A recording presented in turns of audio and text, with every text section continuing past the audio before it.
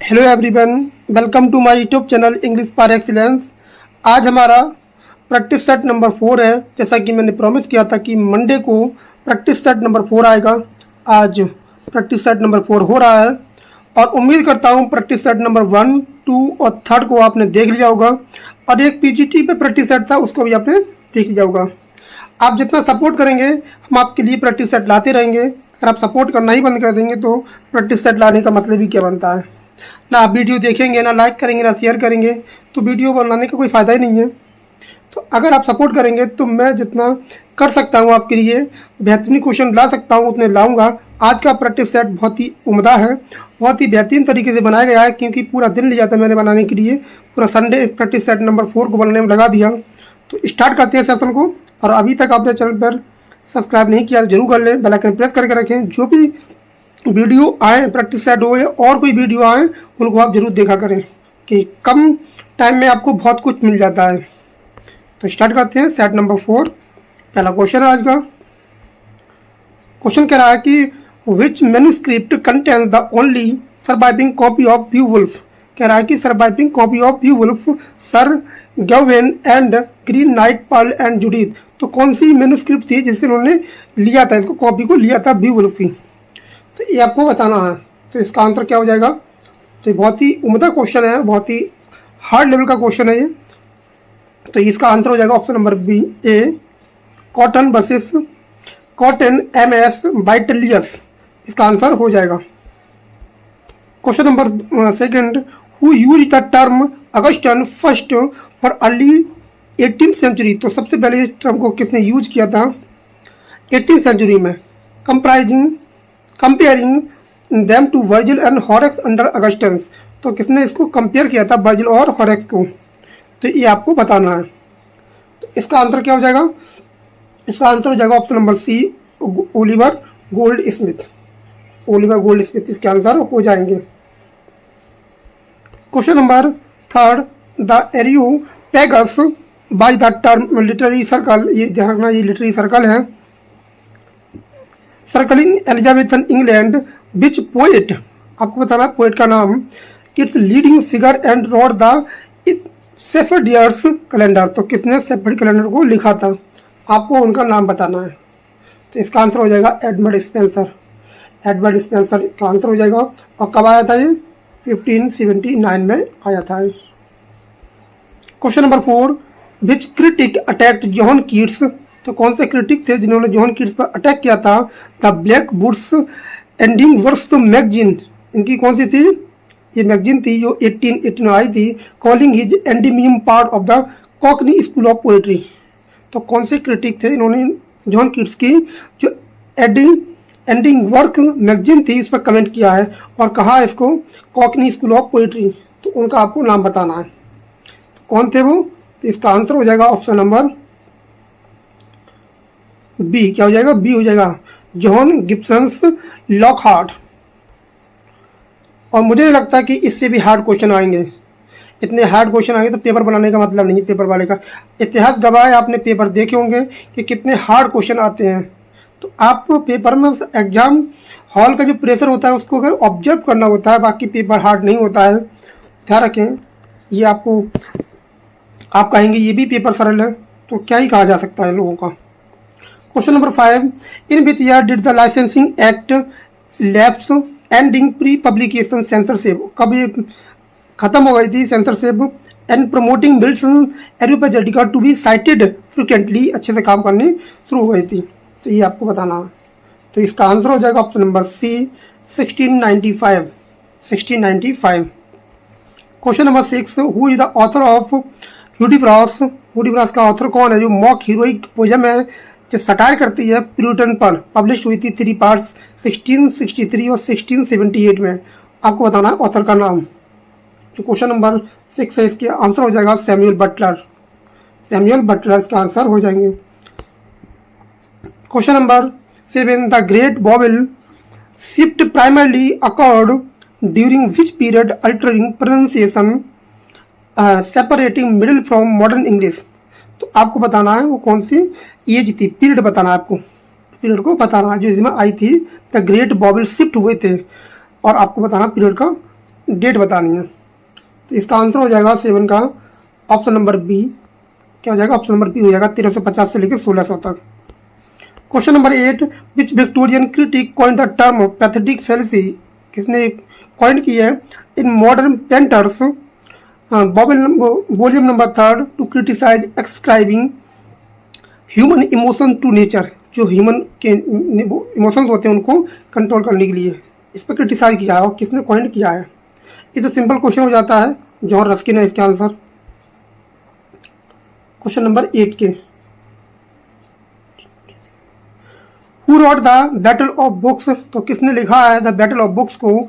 जो pros satire है एक प्रकार का, सपोर्टिंग करता है the ancients against the modernist, insert करता है टेल ऑफ आर्ट ट्यूब। ये आपको बताना है कि कौन ऑथर थे जिसने क्या लिखा है, जो the Battle of the Books लिखा है। क्वेश्चन नंबर 9 का आंसर हो जाएगा option number C, Jonathan Swift हो जाएगा answer. Question number 10, which Old English poem is the dream vision? तो कौन सी पोएम थी जो ड्रीम विजन जिसमें मिलता है आपको देखने को dream vision where the cross itself narrates Christ's crucifixion. तो आपको बताना है वो कौन सी पोएम थी। क्वेश्चन नंबर 10 का आंसर हो जाएगा option number B, the dream of the rood. Question number 11,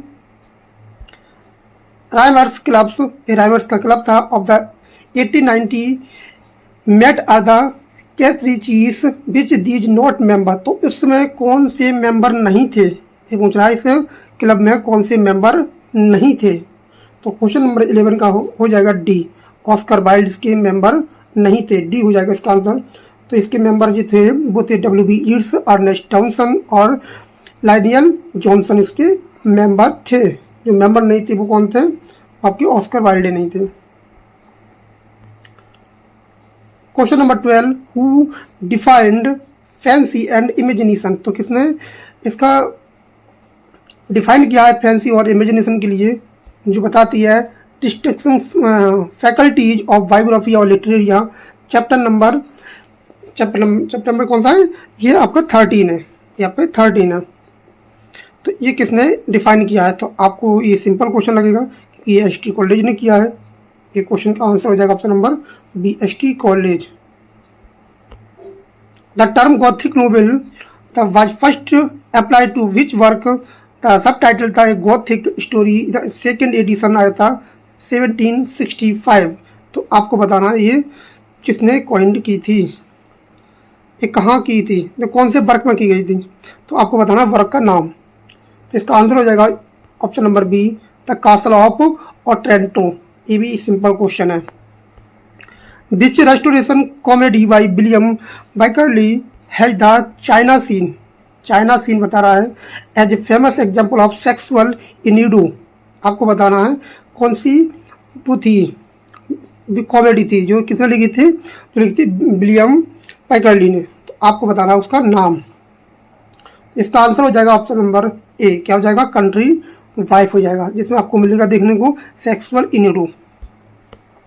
question number 15, who published poem chiefly in the Scottish dialect in 1786 launching the Kilmarnock edition. तो आपको बताना है उस पोएम का नाम, हु पब्लिश्ड पोएम, उस पब्लिशर का नाम बताना है आपको। तो इसका आंसर हो जाएगा option number B, Robert Burns. कौन सी लिखी इन्होंने? स्कॉटिश डायलेक्ट जो बिलोंग करते थे 1786 में। इन्होंने क्या लॉन्च किया था? किलमरनोक एडिशन को। Question number 16, choose the word nearest meaning of the. ये आपका वर्ड है जिसका नाम है पसिलियमियस। इसका मतलब बताना है आपको। इसका मतलब क्या है? ये पेपर में आ चुका है। इसका मतलब होता है डरपोक, कायर होता है। इसका मतलब होता है कायर, डरपोक होता है। इसका आंसर हो जाएगा option number B, cowardly. Question number 17, opposite meaning बताना है आपको सगासियस की। इसका मतलब क्या होता है? एक होता है बुद्धिमान व्यक्ति वाला, इसका उल्टा हो जाएगा फुलिश। क्या हो जाएगा? फुलिश हो जाएगा। क्वेश्चन नंबर आपको बताना है ईडियम, जिसका नंबर ईडियम है टू स्मेल अ रैट। तो इसका मतलब हो जाएगा क्वेश्चन नंबर 18 का हो जाएगा किसी पर संदेह करना, सस्पेक्ट फॉल का प्ले हो जाएगा।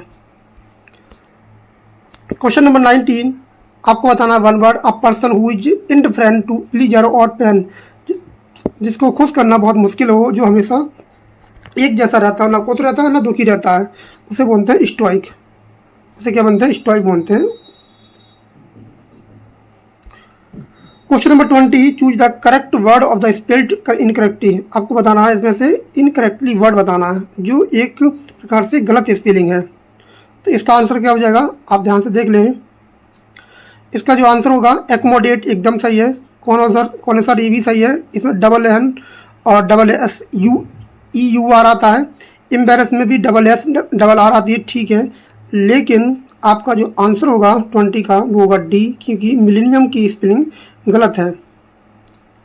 इसमें क्या आता है? डबल एन आता है, और इसमें डबल एन नहीं दिया है, तो ये वाला स्पेलिंग क्या हो जाएगा? गलत हो जाएगा। इसमें डबल एन आता है, मिलेनियम। क्वेश्चन नंबर 21, आपको बताना इस ईडियम सिनोनियम का, शब्द का सिनोनियम। शब्द आपका दिया है ऑब्ड्यूरेट। ऑब्ड्यूरेट का मतलब आपको बताना है। इसका मतलब होता है कठोर, जिद्दी। तो आंसर हो जाएगा ऑप्शन नंबर बी, स्टबॉर्न। बहुत ज़्यादा हाटी, जिद्दी से बोलते हैं। क्वेश्चन नंबर 22, एंटोनियम बताना है आपको, एफेमेरियल। आपको बताना है इसका एंटोनियम। इसका मतलब होता है क्षणिक। क्षणिक होता है, तो इसका आंसर हो जाएगा ऑप्शन नंबर बी, इटर्नल में होता है सदा रहने वाला, मतलब जो कभी शाश्वत हो, अनंत हो, खत्म ना हो। क्वेश्चन नंबर 23, आपको बताना है इस फ्रेज नॉन सेक्यूटर। इसका बताना है आपको मीनिंग आपको बताना है 23 का। तो इसका आंसर हो जाएगा option number A, a statement that does not follow logically.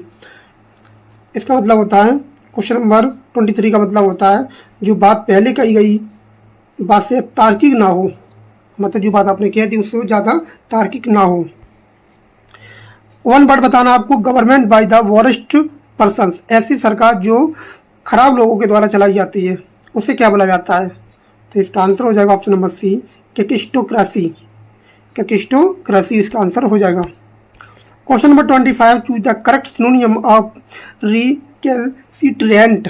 आपको बताना है इसका सिनोनियम बताना है आपको। इसका मतलब होता है उत्तंड, आज्ञाकारी, जो आज्ञा को ना मानता हो। रिकैलसिट्रेंट का मतलब होता है जो आज्ञा को ना मानता हो। तो इसका आंसर हो जाएगा 20 कब भी क्या हो जाएगा? डेफिएंट हो जाएगा। आज्ञा ना मानने वाला मतलब अहंकार जिसे बोलते हैं। Question number 26, choose the correct opposite meaning of venerate. Venerate की आपको बताना है एंटोनियम बताना है। वेनरेट का मतलब होता है आपका आदर करना, किसी का मतलब सम्मान करना होता है। इसका पूछ रहा है उल्टा, रेस्पेक्ट, डिस्पाइस, एडोर, रेवरी। तो इसका आंसर हो जाएगा ऑप्शन नंबर बी, क्या हो जाएगा? बी हो जाएगा, डिस्पाइस करना, किसी का अनादर करना होता है, घृणा करना होता है। क्वेश्चन नंबर 27, कार्पे डीम, ये आपकी फ्रेज है, इसका बताना आपको मीनिंग बताना है। तो इसका मतलब होता है सीज द डे। जो दिन आपको मिला है, जो समय मिला है, आप उसको अच्छे से एंजॉय करें, आप कल पर उस चीज़ को ना टालें। वर्तमान का आनंद लेना जिसे बोलते हैं, वर्तमान का आनंद लेना। नेक्स्ट है, आपको बतानी है 28 में करेक्ट स्पेलिंग। प्रिविलेज की स्पेलिंग आपको बतानी है। प्रिविलेज की स्पेलिंग क्या होती है आप अच्छे से देख लो एक बार को। तो इसका जो आंसर हो जाएगा ऑप्शन नंबर बी हो जाएगा, प्रिविलेज, PRIVILEGE। आपके प्रिविलेज का मतलब होता है सुविधा या विशेषाधिकार होता है। अच्छी स्पेलिंग पेपर में कई बार आ चुकी है। आपको बताना है सिनोनियम ऑफ मेलिफ्लोस। मेलिफ्लोस का मतलब बताना है आपको क्या होता है। अच्छा क्वेश्चन है ये भी। तो इसका आंसर हो जाएगा 29 का बी, क्या हो जाएगा? इसका मतलब होता है मधुर। क्या होता है? मधुर होता है, स्वीट साउंडिंग होता है। क्वेश्चन नंबर 30 वन वर्ड बताना आपको, वन वर्ड सब्स्टिट्यूशन। आई स्पीच डिलीवर्ड विदाउट प्रिपरेशन। कोई बिना तैयारी की कोई स्पीच देना, भाषण देना, उसे क्या बोला जाता है? तो इसका आंसर हो जाएगा ऑप्शन नंबर ए, क्या हो जाएगा? ए हो जाएगा। क्या हो जाएगा? एक्सटेम्पोर हो जाएगा। आपको बताना है कि किस पार्ट में आपकी गलती है। Spot the error in the sentence. Sentence आपका दिया है, despite of the heavy rain, the fact that the roads were flood, neither the minister nor the secretaries were were late for meeting which was schedule at the earliest. तो आपको बताना है किस part में इसमें गलती है। उम्मीद करता हूँ आपने अच्छे से देख लिया होगा, इस पार्ट में गलती है तो आंसर आ जाएगा ऑप्शन नंबर ई, क्योंकि डिस्पाइट के बाद कभी ऑफ नहीं आता है। Question number 32, choose the correct synthesis by the combining the sentence using participle. Participle का यूज करके आपको सेंटेंस बनाना है और सिंथेसिस से करना है, सिंपल सेंटेंस बनाना है। सेंटेंस है the thief saw the policeman he ran away. अब देखो थीफ भी वही आदमी है और ही भी कहाँ वही आदमी है, तो हम इसमें प्रेजेंट पार्टिसिपल का प्रयोग करके इसका हम सिंथेसिस कर सकते हैं। अब देखो उसे देखा तुरंत ही भाग गया वहाँ से, तो जो इसका आंसर बनेगा वो बनेगा सीइंग द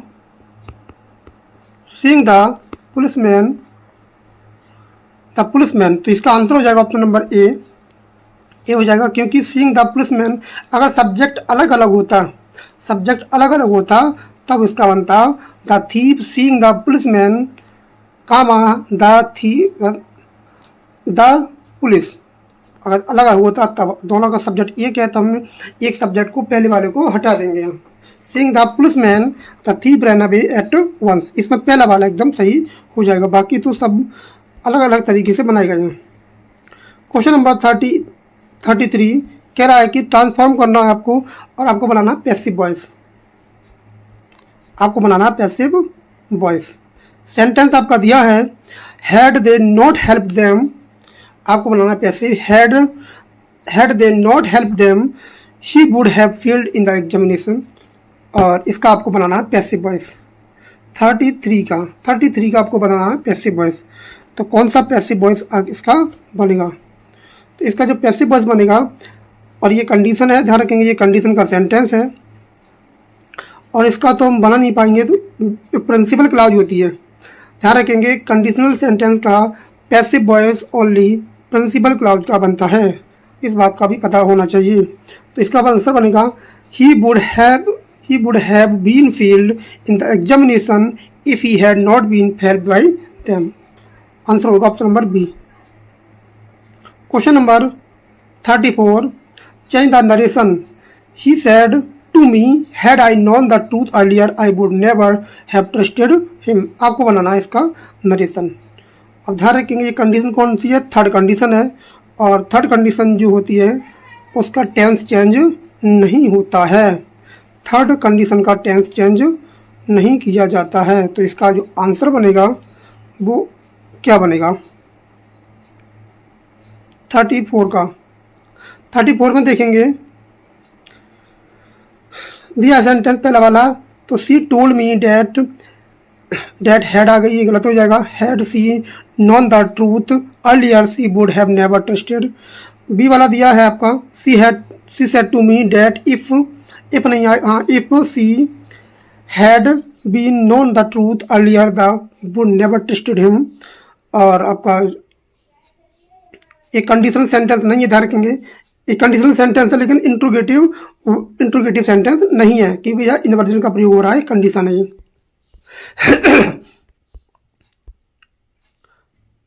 और इसका मतलब क्या है, यहाँ आपका हेड का मतलब क्या है, इफ है, तो यहाँ जो हो जाएगा वो ऑप्शन होना चाहिए आपका बी। क्या होना चाहिए, बी होना चाहिए।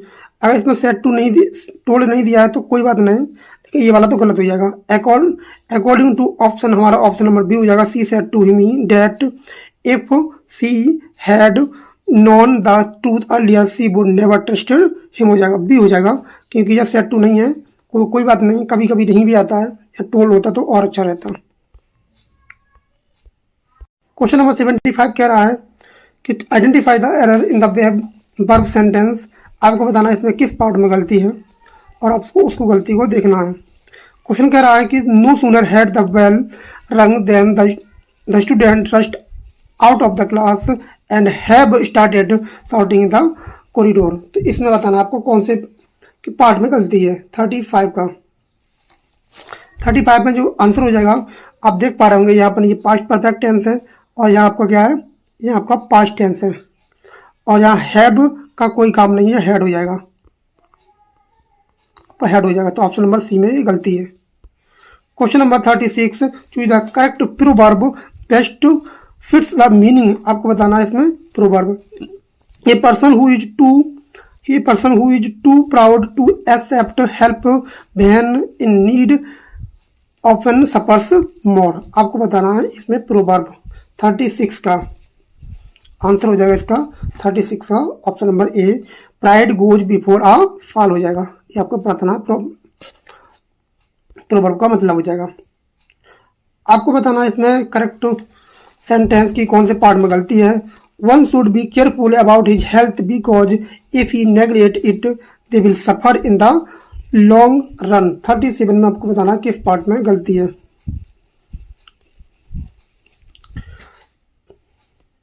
इसमें क्या गलती है, one should the be careful about his health because if he neglects it they will suffer in the long run. तो आपको इसमें बताना है कौन सी पार्ट में गलती है। तो किस पार्ट में गलती है, तो यहाँ जो ऑप्शन हो जाएगा वो हो जाएगा सी, क्योंकि यहाँ दे के जगह वन का प्रयोग किया जाएगा, क्योंकि आपका जो शुरुआत में आ रहा है वो वन आ रहा है। तो बी सी पार्ट में गलती है। क्वेश्चन नंबर 38, क्वेश्चन कह रहा है कि आपको बताना है correct sentence. Hardly anybody knows the real motive behind his, question tag बताना है आपको सडन रेजिग्नेशन। तो आपको बताना है करेक्ट क्वेश्चन टैग क्या बनेगा हार्डली वाले में, हार्डली एनीबडी। इसका जो आंसर हो जाएगा 38 का वो होगा ऑप्शन नंबर ए। क्यों हो जाएगा, ए हो जाएगा डू दे, क्योंकि हार्डली होता है वो नेगेटिव वर्ड होता है। और यहाँ जो बनेगा, अगर ये स्टेटमेंट आपका नेगेटिव है तो क्वेश्चन टैग पॉजिटिव बनेगा, अगर स्टेटमेंट आपका नेगेटिव है तो क्वेश्चन टैग आपका पॉजिटिव, नेगेटिव है तो पॉजिटिव बनेगा, पॉजिटिव है तो नेगेटिव बनेगा। ये ध्यान रखें, अगर ये सेंटेंस नेगेटिव है तो ये पॉजिटिव बनेगा, अगर ये पॉजिटिव है तो ये नेगेटिव बनेगा। इस बात का ध्यान रखें, हार्डली नेगेटिव है तो क्वेश्चन टैग आपका पॉजिटिव बनेगा। तो आंसर हो जाएगा option number A. The committee is divided dash the issue of reservation and can not arrive dash a consensus. तो आपको बताना है करेक्ट प्रेपोजिशन 39 का। तो ऑप्शन हो जाएगा इसका option number C, divided over the issue of reservation can not arrive at consensus. Answer हो जाएगा ऑप्शन नंबर सी 39 का।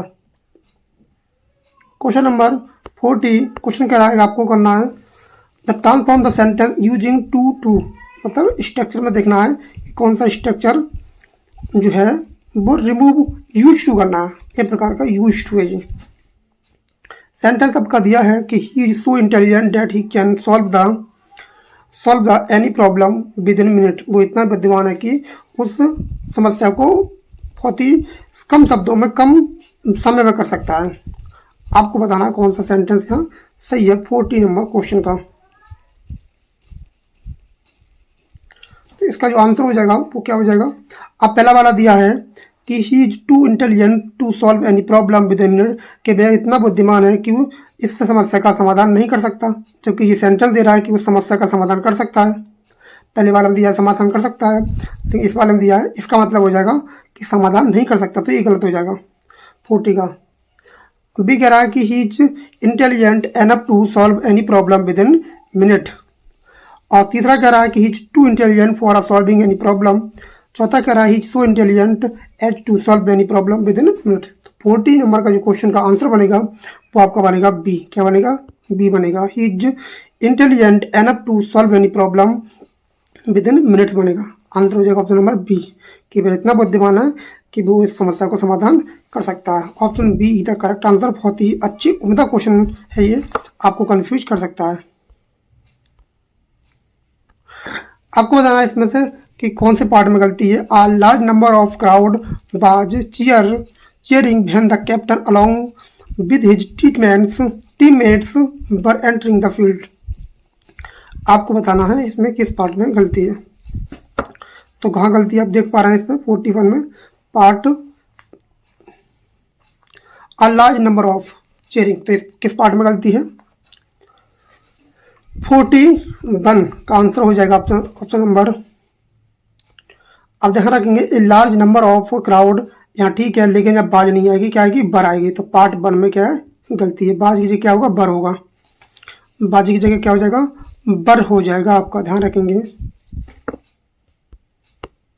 क्वेश्चन नंबर 42 कह रहा है change to indirect narration mixed sentence है with universal truth. The teacher said the earth moves around the sun and honesty is the best policy. Honesty is the best policy, इसका आपको क्या बनेगा, आप देख पा रहे हैं ये प्रोवर्ब है, और वो क्या, और honesty is the best policy proverb है, और the earth moves around the sun ये आपकी यूनिवर्सल ट्रूथ है। तो इसका आंसर बनेगा जिस पार्ट में कोई चेंज नहीं किया जा सकता। तो इसका जो आंसर बनेगा 42 का वो बनेगा आपका ऑप्शन नंबर। अब इसमें चेंज कर दिया तो ये तो होगा नहीं, तो इसमें देख सकते हैं इसमें कोई भी चेंज नहीं की गई, तो ऑप्शन बी हो जाएगा। अब जो सी वाले में क्या गलती कर दी है, द टीचर टोल्ड के बाद कोई ना कोई ऑब्जेक्ट जरूर रहता है, इस बात से ये गलत हो जाएगा। और डी वाला इसलिए गलत हो जाएगा क्योंकि यहाँ क्या कर दिया, बाज कर दिया। तो इसमें जो आंसर बनेगा वो बनेगा बी। क्वेश्चन नंबर 43 कह रहा है choose the correct synthesis. Synthesis करना है आपको इन्फिनेटिव का प्रयोग करके। He worked day and night, he wanted to pass the examination with in distinctions.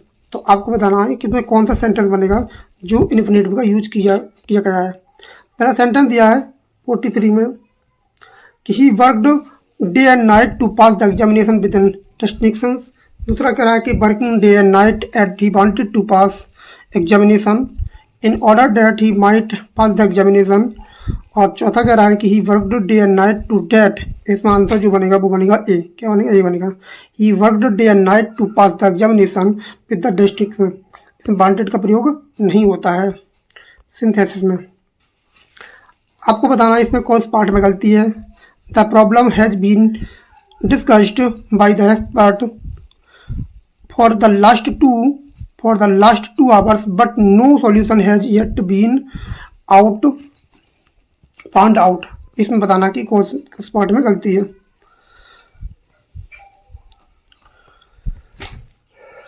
तो इसमें क्या गलती हो जाएगी, इसमें जो है बीइंग का प्रयोग नहीं किया जाएगा, इसमें आपका बीइंग का प्रयोग नहीं किया जाएगा, ध्यान रखना। द सेंटेंस बनेगा the problem has been discussed by the expert, being का प्रयोग यहाँ नहीं किया जाएगा। क्वेश्चन नंबर 45 कह रहा है कि स्पॉट द प्रेजेंटेशन प्रोपोजिशन। आपको देखना कि किस पार्ट में प्रोपोजिशन की एरर है। सेंटेंस कह रहा है कि she is junior than me 2 years and the superior than her colleagues in every respect. तो किस पार्ट में आपको गलती दिख रही है, तो ये गलती दिख रही है आपको, जिसमें दो पार्ट में गलती दिख रही है। 45 में ए और सी में गलती दिख रही है, क्योंकि जूनियर के बाद 2 आएगा और सीनियर के बाद भी क्या आएगा, 2 आएगा। तो दो पार्ट में गलती है। तो यहाँ पर क्या आएगा, ए इसमें दिया नहीं है, इसमें ए और बी दोनों ही पार्ट में गलती है, क्योंकि यहाँ पर यहाँ भी आपका दे रहा है, यहाँ भी देन दे रहा है और यहाँ भी देन दे रहा है। तो दो पार्ट में इसमें गलती है, ए और सी में। ट्रांसफॉर्म द, आपको बनाना है कॉम्प्लेक्स सेंटेंस बनाना है आपको। Being tired he could not complete that work. Being tired, और वो इतना थका हुआ था उसने काम नहीं कर सका। तो आपको बनाना है कॉम्प्लेक्स सेंटेंस, और कॉम्प्लेक्स सेंटेंस बनेगा तो कैसे बनेगा, इसमें क्या है, काम ना करने का कारण है कि वो थका हुआ था, और थका होने के कारण के लिए आपको रीजन का प्रयोग लगाना पड़ेगा। इसमें जो सेंटेंस बनेगा वो बनेगा तुम्हारा ऑप्शन नंबर ए, क्योंकि इसमें जो दिख रहा है कि ये रीजन दिखा रहा है, as he was tired he could not complete the work. Option A एकदम करेक्ट आंसर हो जाएगा। Question number 47 choose the correct question tag for sentence with the use too. आपको बताना है यूज टू का प्रयोग करके कि क्वेश्चन टैग बनाना है। She used to live in London when she was a child. वो लंदन में रहा करती थी जब वो क्या था, बच्चा थी। तो आपको बताना कि क्वेश्चन टैग कौन सा सही बनेगा यहाँ। डिडंट सी, यूजेंट सी, डिड सी, यूजेंट सी बनेगा। आपको बताना कौन सा सही बनेगा। आप देख पा रहे होंगे जो बी और सी है, डी है, इसमें गलती क्या कर दी है, ये यूज्ड है, ये यूज्ड है। इसका जो करेक्ट आंसर बनेगा 47 का, वो बनेगा ऑप्शन नंबर ए। क्या बनेगा? डिड से बनता है। कहाँ से बनता है? यूज्ड टू वाला डिड से बनाया जाता है। क्वेश्चन नंबर 48 कह रहा है कि if I was you I would have accepted the offer immediately without thinking twice about the consequences. आपको बताना है किस पार्ट में गलती है। आप गलती को आपने पहचान लिया होगा। जो गलती है वो फर्स्ट पार्ट में है, क्योंकि यहाँ क्या आएगा? आई वर यू आएगा। ये मिक्स्ड कंडीशनल का सेंटेंस है। इफ आई वर यू हो जाएगा। Choose the best synthesis. आपको करना है सिंथेसिस। सेंटेंस दिया, he is very poor, he can not afford two by even a second handed bicycle. वो इतना गरीब है कि जो साइकिल को अकेले नहीं खरीद सकता, अफोर्ड नहीं कर सकता। आपको बनाना है सिंथेसिस। और सिंथेसिस कैसे बनाओगे? इसमें यूज टू का प्रयोग करके अच्छा खासा बन जाएगा। तो इसका जो आंसर आएगा वो आएगा आपका ऑप्शन नंबर क्या हो जाएगा? इज टू पुअर, तो इतना गरीब है, to afford buy even a second handed. B नहीं बनेगा। Is so poor that he can not afford buy even a second handed. इसका जो आंसर बनेगा वो बनेगा ऑप्शन नंबर ए। क्या बनेगा? ऑप्शन नंबर ए बनेगा। Identify the pronoun and preposition error combined. इसमें आपको दो प्रपोजिशन बतानी है और इसमें गलती प्रोनाउन की भी है और प्रपोजिशन की भी है। Question number 50, between you and I the manager has no faith in any of the staff who were working under him since long. तो आपको जो बतानी है, दो गलती है इसमें दो गलती है 50 में। इसका जो आंसर बनेगा वो आंसर बनेगा आपका ऑप्शन नंबर ए। क्या बन जाएगा? बिटवीन के बाद कभी भी सब्जेक्टिव केस का प्रयोग नहीं किया जाता है। बिटवीन के बाद सब्जेक्टिव केस का प्रयोग नहीं किया जाता है। और यहाँ जो दिया है आपका, यहाँ आपका सिंस का प्रयोग नहीं किया जाएगा, यहाँ आपका फॉर लॉन्ग का प्रयोग किया जाएगा। Question number 51, in which year Galsworthy born. तो किस वर्ष से इनका जन्म हुआ था गार्ड्सवर्दी साहब को, वो आपको बताना है। इसका जो आंसर बनेगा वो बनेगा ऑप्शन नंबर बी। इनका जन्म 1867 में हुआ था, 14 अगस्त 1867। 14 अगस्त 1867 किंगस्टन हिल में इनका जन्म हुआ था। और इनकी मृत्यु होती है आपकी 1933।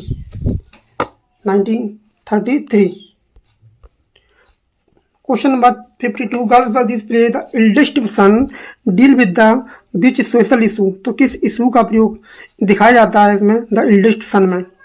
तो इसका जो आंसर बनेगा वो बनेगा ऑप्शन नंबर बी। इसमें आपको देखने को मिलेगा क्लास प्रेजुडिस और लिटिजिमेसी। ऑप्शन नंबर देखिएगा option number B. Next question है 53 में कह रहा है कि what is the name of Soames Forsyte's daughter. आपको बताना है सॉम्स फॉरसाइट की डॉटर का नाम इन द फॉरसाइट सागा। तो सॉम्स फॉरसाइट की बेटी का क्या नाम था? आपको उसकी बेटी का नाम बताना है। तो उसकी बेटी का नाम था फ्लूर। उसकी बेटी का नाम था फ्लूर, जिसने पहली बार जो शादी की थी वो की थी आयरीन से। आयरीन ने इसको छोड़ दिया और छोड़ने के बाद इसने शादी कर ली थी एनेट लेमेटोर्ट से। एक फ्रेंच गर्ल थी एनेट लेमेटोर्ट से। और वो कौन थी? उसने केवल बच्चा करने के लिए क्या की थी? शादी की थी उससे। उससे एक बेटी प्राप्त होती है। ये लड़का चाहता था लेकिन लड़की होती है जिसका नाम था फ्लूर। बहुत प्रेम करता है अपनी बेटी को ये फ्लूर से। और जो फ्लूर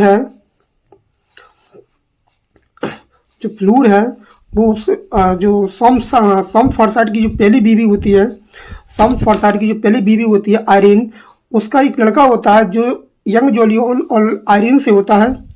तो उसका एक बेटा होता है जॉन, उससे ये प्रेम करने लगती है फ्लूर।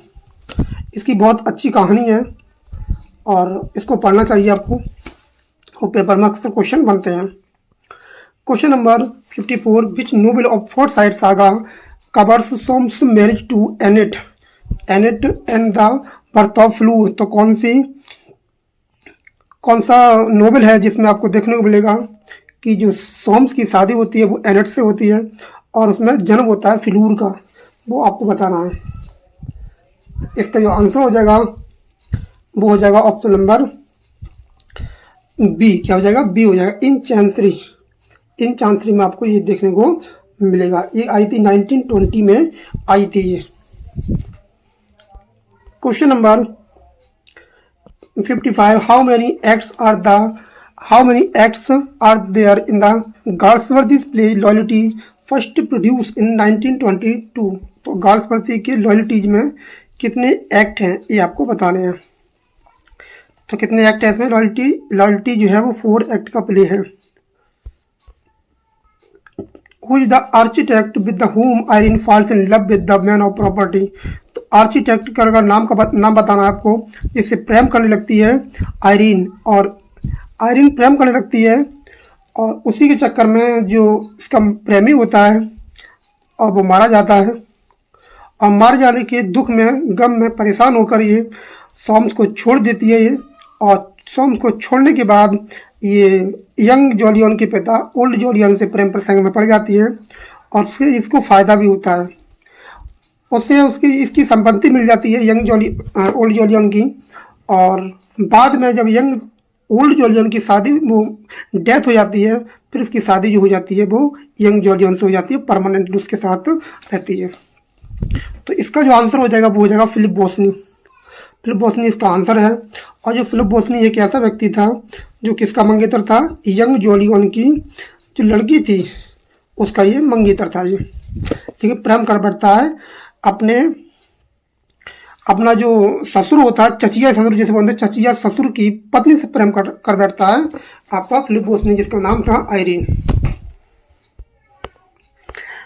The interlude Indian summer of Forsyte focus on the last summer of which characters? तो किस कैरेक्टर को दिखाती है the Indian summer of Forsyte जो 1918 में आई थी? इसमें आपको किसका जिक्र मिलता है? 57 का क्वेश्चन है। इसमें आंसर हो जाएगा option number B, young old Jolyon. ध्यान रखना, इसी में आयरीन और ओल्ड जॉलियन का प्रेम प्रसंग अच्छे से दिखाया गया है। इसका आंसर हो जाएगा ऑप्शन नंबर बी। क्या हो जाएगा? बी हो जाएगा। Question number 58, Galsworthy refuse to knighthood 1918 मिल जाएगा आपको देखने को। ये बहुत ज़्यादा अपवाद है, ध्यान रखना। या 1918 भी मिलेगा, 1917 में मिलेगा, ये आप अच्छे से चेक कर लेना। कहीं कहीं किताबों में 1918 दिया है, कहीं किताबों में 1917 दिया है। आपको बताना है इन्होंने रिफ्यूज कर दिया था, और कौन थे तब वो, मोनार्क कौन थे, राजा कौन थे वो? तो इसका आंसर बनेगा option number B, George the 5th।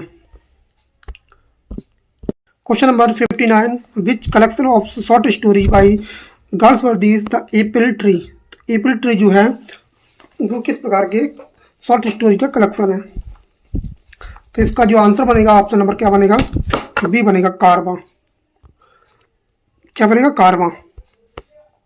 60, in Justice how long is Falder initially sentence to solitary confinement? तो इससे कितनी साल की सजा मिली थी वो आपको बताना है। तो इसका आंसर हो जाएगा 3 ईयर्स। 3 ईयर्स की इसे सजा मिली थी, और ये जस्टिस में देखने को मिलता है। What profession did Galsworthy train for the Oxford before turning to literature? Training मतलब टर्निंग, लिटरेचर में आने से पहले ये कौन से काम, किस चीज़ की ट्रेनिंग कर रहा था ये? 61। तो इसका आंसर हो जाएगा ऑप्शन नंबर बी। क्या हो जाएगा? बी हो जाएगा, लॉ की पढ़ाई कर रहा था ये। Question number 62, the play the skin game contrast 2 families. तो 2 फैमिली का नाम बताना है कि किन 2 फैमिलियों का जिक्र होता है द स्किन गेम में। तो इसका आंसर हो जाएगा ऑप्शन नंबर ए। क्या हो जाएगा? ए हो जाएगा, हिलक्रिस्ट और हॉर्नबल पाल इसमें देखने को मिलता है, और ये कब आई थी? 1920 में आई थी। Question number 63, the trilogy follow the Forsyte saga also called the modern of comedy. तो आपको बताना है उसे मॉडर्न कॉमेडी कहा जाता है। तो इसमें कौन कौन से आपके नोबल थे, आपको बताना है नोबल के नाम। तो इसका जो आंसर हो जाएगा वो हो जाएगा आपका ऑप्शन नंबर 63 का हो जाएगा डी। क्या हो जाएगा? डी हो जाएगा। आंसर हो जाएगा ऑप्शन नंबर डी। बी और सी दोनों ही सही है इसमें। A Modern Comedy, White Monkey, the Silver Spoon, Swan Song. Question number 64, To Let whose house at Robin Hill become the central symbol of conflict. तो किसका घर था जो क्या था, सेंट्रल सिंबल था, वो आपको बताना है 64 का। तो कौन सा, किसका घर था वो, तो इसका आंसर आ जाएगा जोलियन फॉर्साइट, जोलियन फॉर्साइट 64 का।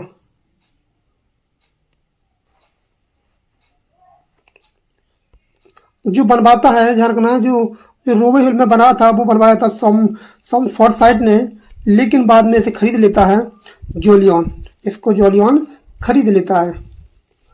और इसके बाद इसका जो वारिस होता है वो होता है यंग जोलियन, जो उसमें रहता है। और उसका जो बेटा है आयरीन से पैदा होता है यंग जोलियन का, उसका नाम होता है जॉन। तो इसका आंसर हो जाएगा ऑप्शन नंबर बी।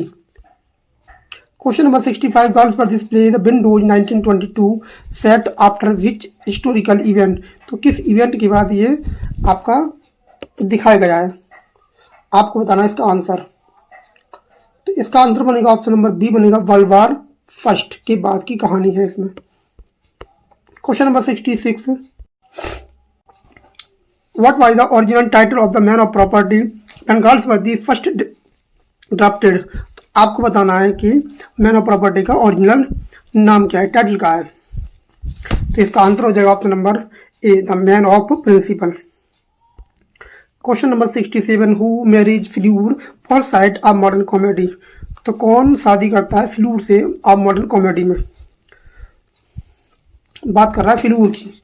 तो इसका आंसर हो जाएगा माइकल मॉन्ट। और माइकल मॉन्ट जो है वो किसका बेटा है, वो जो माइकल मॉन्ट है वो किसका बेटा है, ये आप कमेंट करके बताएं, ये माइकल मॉन्ट है वो किसका बेटा है। Question number 68, which character in the Forsyte saga is nicknamed the man of property. तो किसके नाम पर रखा गया है Forsyte saga the man of property, आपको बताना है उसका नाम। तो किसके नाम पर रखा गया है, सॉम फॉरसाइट के नाम पर रखा गया था मैन ऑफ प्रॉपर्टी। ये अपनी बीवी को प्रॉपर्टी मानता है।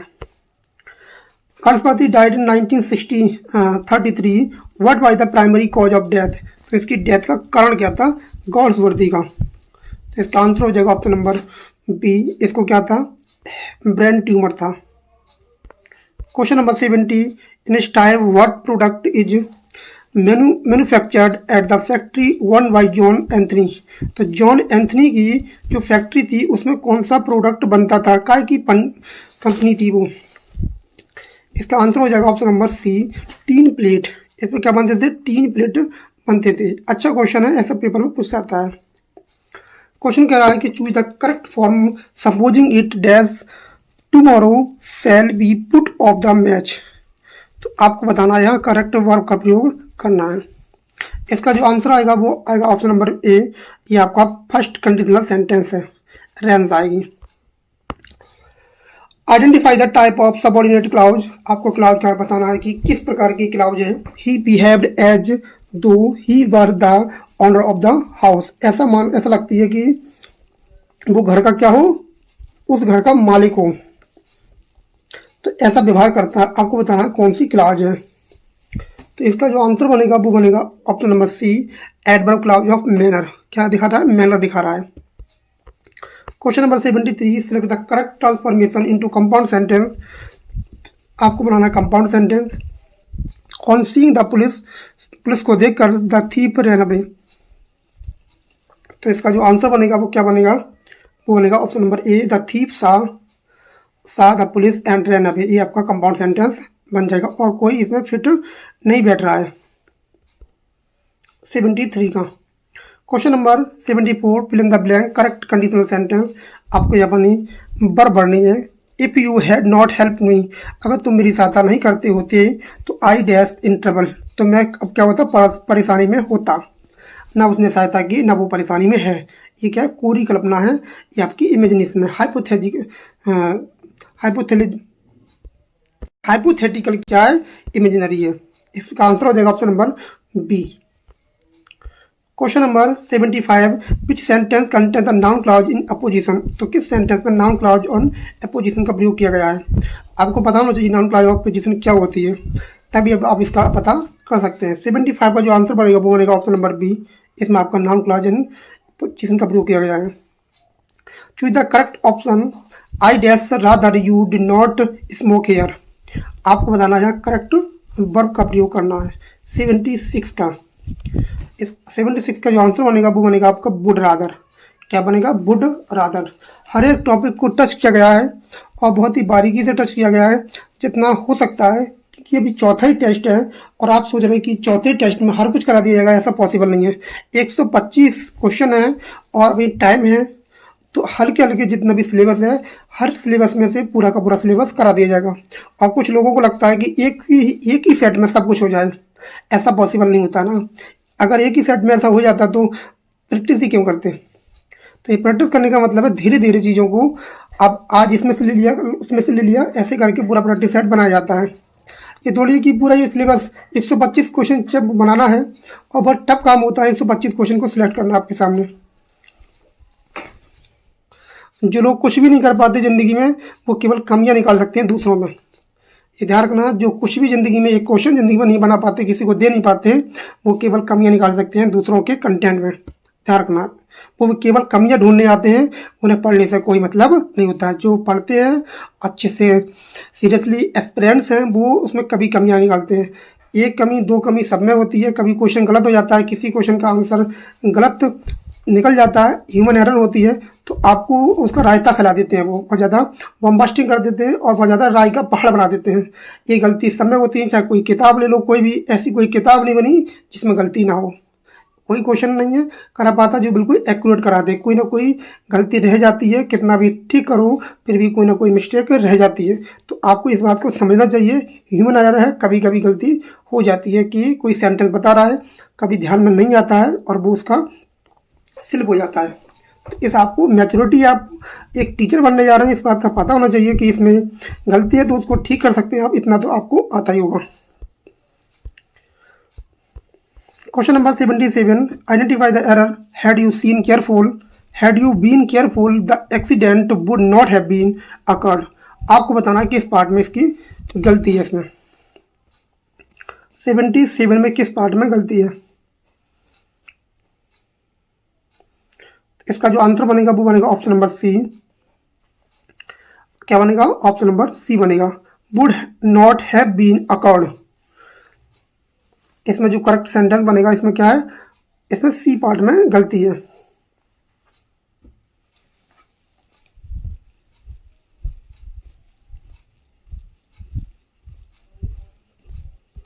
इसमें आपका बीन का प्रयोग नहीं किया जाएगा, इसमें बीन का प्रयोग नहीं किया जाएगा, सी पार्ट में गलती है। Question number 78, combine to complex आपको बनाना कॉम्प्लेक्स सेंटेंस बनाना है by using the adverb clause का प्रयोग करके। Work hard you will pass, you will pass आपको बनाना है कॉम्प्लेक्स सेंटेंस। तो कैसे बनेगा इसका sentence? If you work hard you will pass, you will pass. इसका आंसर बन जाएगा ऑप्शन नंबर बी। क्या बनेगा? बी बन जाएगा, B.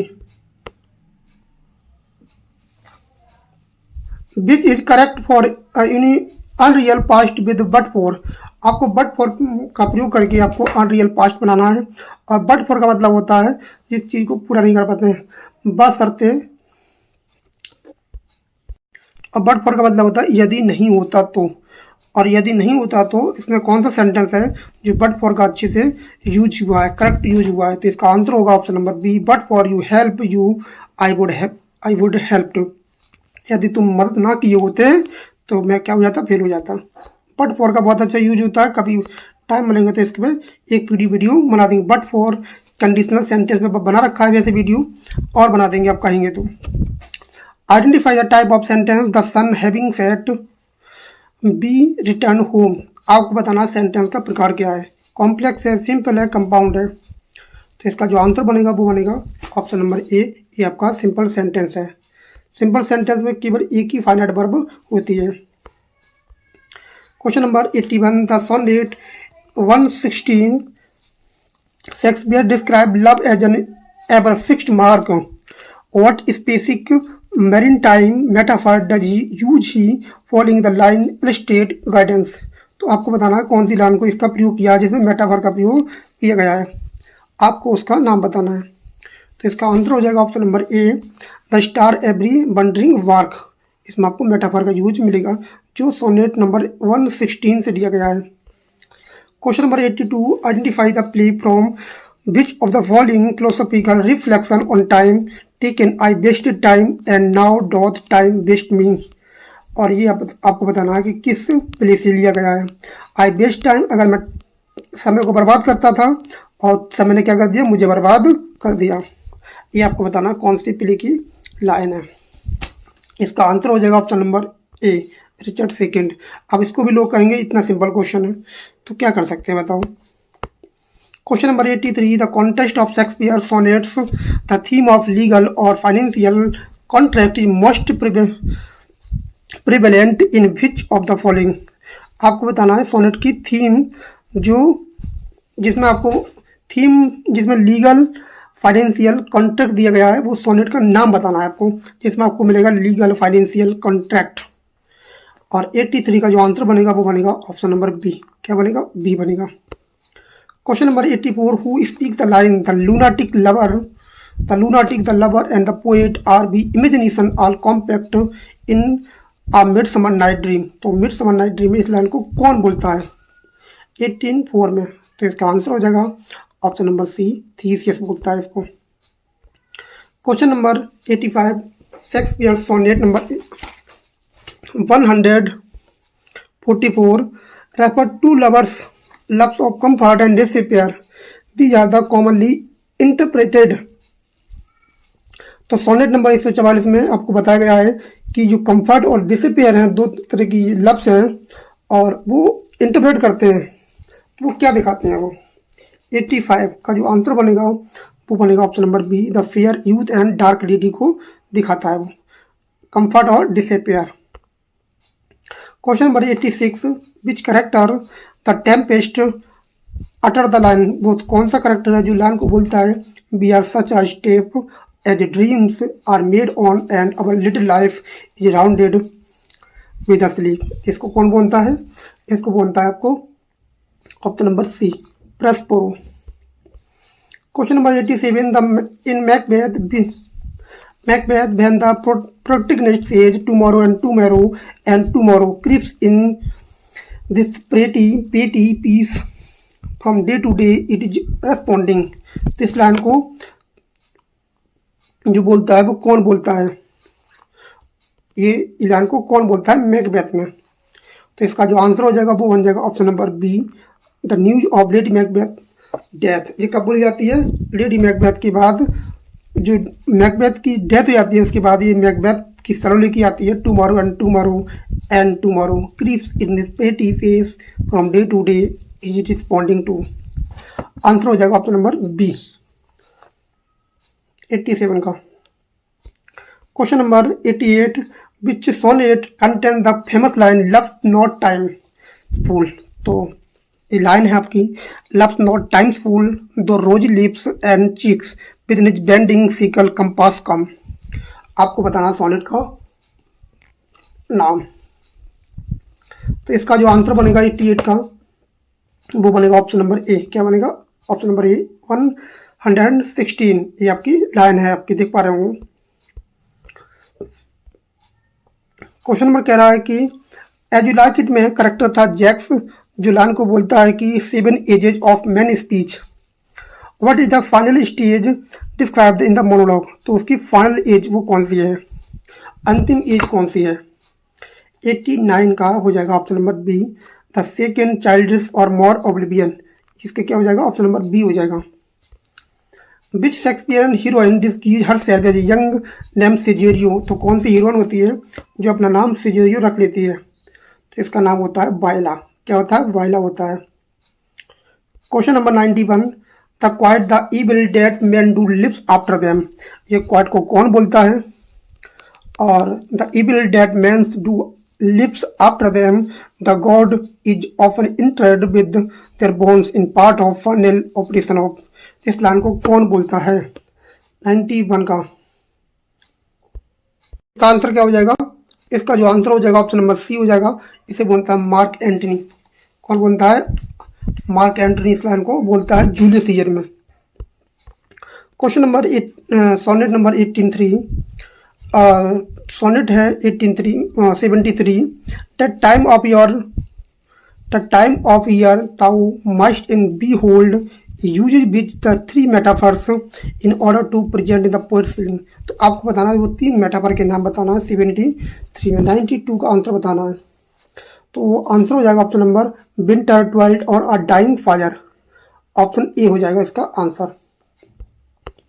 93, in 12th night which character is victim of prank. तो कौन सा वो कैरेक्टर होता है जो प्रैंक करता है. Involve his bearing yellow stocking and cross gathered.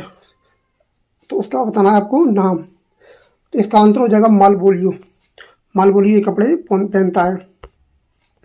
The lion how sharper than a serpent tooth it is have to thankless child is spoken by John king dear.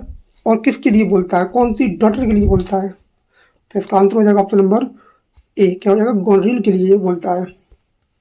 Question number 95, in Hamlet. Hamlet में Polonius gives a series of prescript his son Laertes. अपने लड़के को ज्ञान देता है जबकि कहता है कि ज़्यादा किसी से बोलो मत, किसी से मांगो मत. विच of the following not part of the advice. तो उस पार्ट एडवाइस का कौन सा पार्ट नहीं होता है. 95 का जो आंसर हो जाएगा वो आंसर बनेगा ऑप्शन नंबर सी. क्या हो जाएगा, सी हो जाएगा. वो कहता है neither borrower nor lender be gives man ear but the ice. इसको ज्ञान देता है. और जो नहीं देता है वो है ऑप्शन नंबर सी. 95 का हो जाएगा डी. क्या हो जाएगा, डी हो जाएगा. द रेडीनेस इज ऑल ये नहीं कहता है. इस लाइन को कौन बोलता है, इस लाइन को ये बोलता है हेमलेट. तो डी जो है वो नहीं बोलता है. कौन, वो Polonius. Shakespeare sonnet number 55, not marble not the gilded monuments primarily deal with the theme of. एक इसकी थीम क्या है, सोनेट नंबर 55 की. तो इसका आंसर हो जाएगा option number B, immortality of the poetry over physical monuments. Question number 97, the play Othello which character warns Othello. तो कौन सा करेक्टर होता है जो कहता है कि beware of jealousy calling his green eyed monster. तो कौन कहता है इसको, ओथेलो को. तो ये कहता है आपको Iago. Question number 98, which character Roman play feature of the quad the fault dear Brutus is not our stars what in ourselves we are underlines. इस लाइन को कहाँ बोला जाता है. तो ये लाइन है जूलियस सीजर की. और कौन बोलता है इस लाइन को, ये बोलता है आपका केसियस. कौन बोलता है, केसियस बोलता है. Question number 99, in sonnet number 130 the poet states I grant I never, I saw a goddess, I mysterious, when she walked, trees, ground, reflect the poets. तो ये क्या दिखाना चाहता है सोनेट नंबर 130 में. इसका आंसर हो जाएगा option number B. Option number क्या हो जाएगा, बी हो जाएगा, rejection, idealized and false beauty और स्टैंडर्ड को. Question number 100, which character in the merchant of Venice I am Jew hath not a Jew eyes hath not a Jew hands organs dismiss senses affection passions. तो इस लाइन को कौन बोलता है the merchant of Venice में. बहुत important line है, इसको बोलता है Shylock. Question number 101, in the poem the Tintern Abbey Wordsworth describe sublime sensation that lighten the burden of the mystery what is the specific best mood of rapper. तो आपको बताना है Tintern AB में वो क्या चीज़ specific है जो refer करती है ब्लेस्ड मूड. तो इसको आपको बताना है. इसका आंसर हो जाएगा option number A, the state where he becomes a living soul.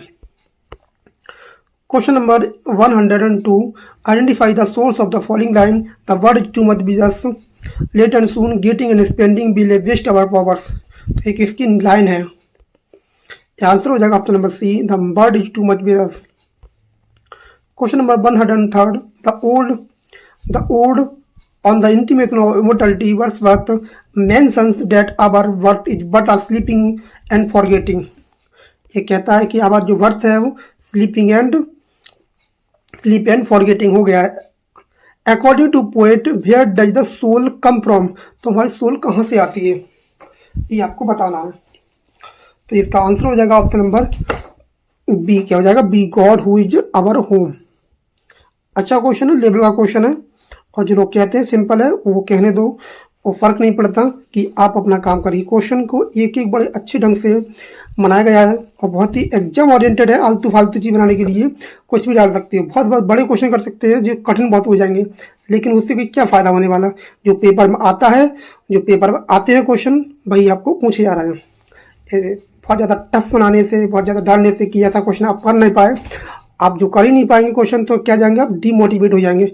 और माई इंटेंशन आपको डीमोटिवेशन नहीं है, यहाँ से आप फ़ायदा लेके जाओ, अच्छा कंटेंट मिले और आप नंबर गेन करें। और आपको फ़ायदा हो रहा है वीडियो से तो आप एक कमेंट जरूर करें और वीडियो को लाइक शेयर जरूर किया करें। Which poem of Wordsworth tribute the Milton beginning of the line Milton thou shouldest living at this hour? किसकी लाइन है? लंदन 80 की लाइन है। क्वेश्चन नंबर 105 इन सॉलिटरी पर the poet comparing the girl's song to words. तो दो words हैं, इनसे तुलना करता है लड़की की। Emphasise the beauty exotic nature. आपको नाम बताना उनका वर्ड का, तो उनका नाम हो जाएगा ऑप्शन नंबर ए नाइटिंगेल और कुकू बर्ड।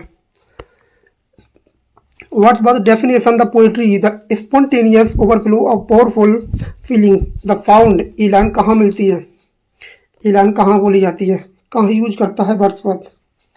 इसका आंसर हो जाएगा option number A the preface of lyrical ballads, जो 1800 में आया था।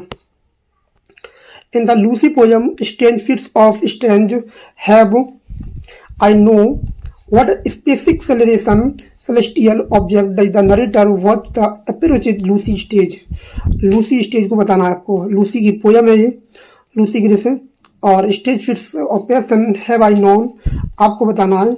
Narrator watch the approaches Lucy cottage, वो किस प्रकार का दिख रहा है वो उस कॉटेज को। तो इसका मतलब हो जाएगा option number B the descending moon.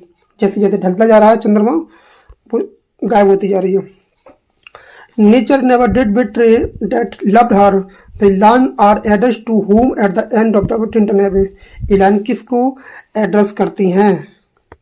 108 number question का। इसका आंसर हो जाएगा option number B Dorothy Wordsworth. Question number 109 which work did Wordsworth describe a poem on the growth of my one minds. तो कौन सी पोयम थी जो ये बताती है, वो कोई थी a poems on the growth of my own mind. इसका आंसर हो जाएगा option number C prelude. Question number 110 in the poem resolution and independence Wordsworth encounters an old man on the moor. What was the old man's occupation. उसका occupation क्या था? तो उसका मतलब था वो लीच गैदरर था। Question number 111 identify the source of line the child is the father of man and I could wish my days to be bound each by each natural piety। तो आपको बताना है कि इस पोयम की line है। Answer हो जाएगा option number A my heart leaps up. Question कह रहा है कि Wordsworth call the specific natural phenomenon the eye of the solitary in his poem daffodils I bundle lonely as a cloud what is. तो आपको बताना है उस phenomenon का नाम बताना है। तो इसका जो आंसर बनेगा वो बनेगा ऑप्शन नंबर क्या हो जाएगा, ऑप्शन नंबर बी हो जाएगा the inward I. Inward I. Question number 113 in the poem Michael what is the name of the unfinished ship fold that serves the symbol of broken hope.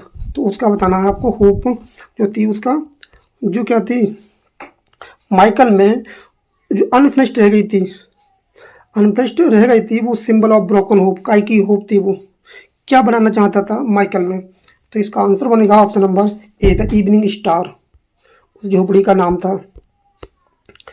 Wordsworth describe the French revolution in his autobiographical poem bliss was it in dead down to be alive what be the young was very heaven in which work these lines found. ये line कहाँ पाई जाती हैं और ये Wordsworth कहाँ use करता है? तो इनका आंसर हो जाएगा option number B the prelude की लाइन है और book number 11। Question number 115 what specific power does Wordsworth attribute a vernal बोर्ड in the prose in the poem the tables turned, जो बंडल वुड है वो पोयम में क्या सिग्निफाई करती है, क्या बताती हैं? आंसर हो जाएगा option number B, it can be teach more man and model evil good man good then all the sages. वो आदमी को मतलब ज़्यादा सिखाती है आदमी से। कौन? Vernal wood. Question number 116, Paradise Lost book number 1, Milton state purpose to assert eternal providence justify the ways of God which specific muse does he invoke assist him task. उसका नाम बताना आपको, उसका नाम था Urania. Question number 117, identify the source of the following, the mind is its own place and itself can make a heaven hell of heaven. तो ये line कहाँ से ली गई है? ये है आपकी पैराडाइज लॉस्ट से। In the sonnet number 1 is blindness when I consider how my light is spent, what are personified prevent the poet's murmur, explain gods does not need man's worth। तो किसकी बात कर रहा है वो किसकी बात कर रहा है? तो इसका जो आंसर बनेगा वो बनेगा ऑप्शन नंबर बी, पेशेंस की बात कर रहा है। Question number 119, Milton Lycidas is the pastoral poem थी और इलेजी है ये, written on the death of the Edward King. The poem Milton attack the corruption भी क्या करता है? वो अटैक करता है elegy through the figure of. तो उस फिगर का नाम बताना है। इसका आंसर हो जाएगा option number A, saint Peter the pilot of the galleon lake. Question number 120, which prose work Milton passionate defence of freedom of the press and attack on the licensing act 1643। तो आपको बताना है कौन सा prose work था इनका। तो answer हो जाएगा ऑप्शन नंबर सी, एरियोपेजेटिका, जो 1644 में आई थी। Samson Agonistes, how does protagonist Samson eventually die, वो उसकी डेथ कैसे हो जाती है? तो कैसे मरता है वो? He puts down the pillars of the temple killing himself और हिज एनिमीज, खुद मर जाता है और अपने दुश्मनों को भी मार देता है। Identify the source of the famous quotation regarding the character of Saturn, better to reign in hell than serve in heaven. ये कौन सी पोयम की लाइन है? तो इसका आंसर हो जाएगा ऑप्शन नंबर ए, क्या हो जाएगा? ए हो जाएगा, पैराडाइज लॉस्ट बुक नंबर 1 की लाइन है। Milton companion poem El Allegro and El Penseroso represent two different moods of man. What is the Italian title literally translated? इन दोनों का मतलब क्या है? तो दोनों का मतलब है happy man and melancholy man. Option B हो जाएगा। In paradise lost which fallen angel, तो उस एंजल का नाम बताना है जो क्या करता है? इरेक्ट करता है split fell for even heaven His looks throughout the always downward bent, जो हमेशा नीचे झुका देता है। तो आपको बताना है उसका नाम। तो इसका नाम था मेमन। क्वेश्चन नंबर 125, आज का लास्ट क्वेश्चन है। Milton sonnet on the late massacre Piedmont was written to protest the persecutions which religious group. तो कौन सा वो ग्रुप था? उस ग्रुप का आपका नाम बताना है। तो इसका आंसर हो जाएगा ऑप्शन नंबर बी, क्या हो जाएगा? बी। तो ये हमारा फुल प्रैक्टिस सेट था, जो प्रैक्टिस सेट नंबर 4 था। और आप कमेंट में ज़रूर बताएं, अपना फीडबैक जरूर दें, कितना आपका स्कोर बनना है और टेस्ट का लेवल क्या है। आप कमेंट करेंगे अच्छा लगेगा, लाइक करेंगे अच्छा लगेगा। और वीडियो को अभी तक लाइक नहीं किया है, सब्सक्राइब नहीं किया है चैनल को, तो जरूर कर लें। मिलते हैं कल नेक्स्ट प्रैक्टिस सेट नंबर 5 में। Thanks a lot for watching this video. Thank you everyone, have a nice day.